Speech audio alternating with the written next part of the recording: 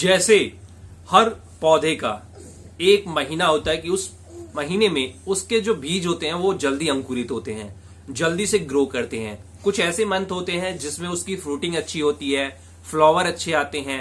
इसी तरह से हर चीज के कुछ ऐसी महीने डिसाइड हैं, प्रकृति ने कुछ ऐसा डिसाइड किया है कि उस महीने में उसमें ज्यादा रिजल्ट आता है। इसी तरह से जॉब हायरिंग में कुछ ऐसे मंथ होते हैं जहां पर जॉब हायरिंग ज्यादा बल्क में बढ़ जाती है, और कुछ महीने ऐसे होते हैं कंपनी जानबूझ के भी हायरिंग नहीं करती और शांत पड़ी रहती है। तो ये कौन कौन से महीने हैं जो आपके काम आ सकते हैं, क्योंकि इस चीज की अगर आपको नॉलेज है कि कब सही जगह पे बीज डाला जाए, सही तरीके से फूल या फ्रूट का बीज डाला जाए और वो अंकुरित हो जाए यानी रिजल्ट आ जाए, तो आपको इस चीज का जरूर ध्यान रखना चाहिए।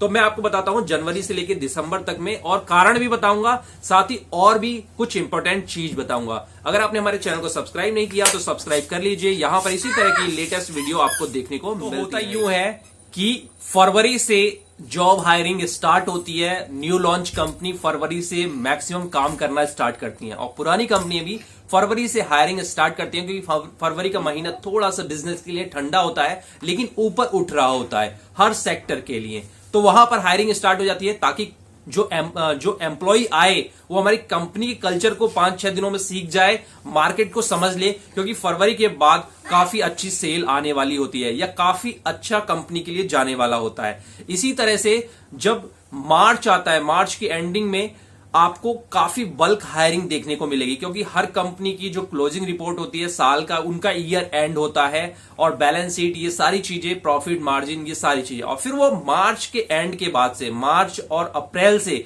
फिर एक नई तरीके से शुरुआत करते हैं मार्केट में। कोई न्यू लॉन्च कंपनी या अपनी कंपनी को और बूस्टअप देना, तो उस समय वो बल्क में और हायरिंग करते हैं। इसी तरीके से जब अगस्त आ जाता है, सितंबर आ जाता है, मार्च अप्रैल के बाद मई, जून, जुलाई, उसमें कंपनी ने जो हायरिंग करी है उसी से वो काम चलाती है। थोड़ी बहुत हायरिंग करती रहती है, बल्कि बल्क में नहीं होती। इसके बाद आता है फेस्टिवल सीजन, यानी कि दिवाली से पहले काफी सारी कंपनी हायरिंग करती है, और दिवाली के एक महीने बाद तक काफी बल्क में हायरिंग होती है। फिर उसके बाद थोड़ा सा ठंडा हो जाती है कंपनियां, जनवरी तक ठंडी हो जाती है, और इस तरह से ईयर एंड हो जाता है। तो ये कुछ ऐसे मंथ हैं जिसमें अगर आप कोशिश करेंगे तो आपको एक अच्छी जॉब मिल सकती है।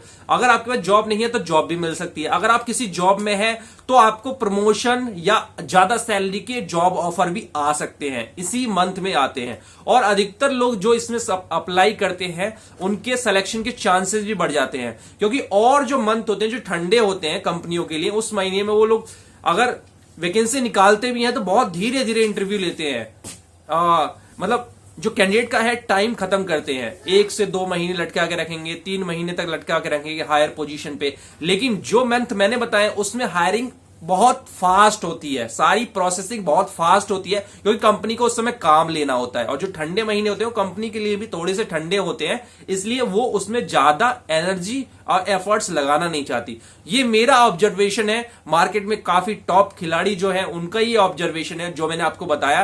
तो इस महीने थोड़ा सा वेट करके इन महीनों में अगर रिज्यूमे अपलोड करेंगे, अपडेट करेंगे और कोशिश करेंगे, तो आपकी जल्दी से कहीं जॉब लगने के चांसेस बहुत ज्यादा बढ़ जाते हैं। कुछ ऐसी ही अपडेट पाने के लिए हमारे चैनल से जुड़े रहिए। बहुत अच्छी अच्छी आपको यहां पर जॉब से रिलेटेड, आपके कैरियर से रिलेटेड काफी सारी चीजें आपको सीखने को मिलती है जो आपके काम आती है।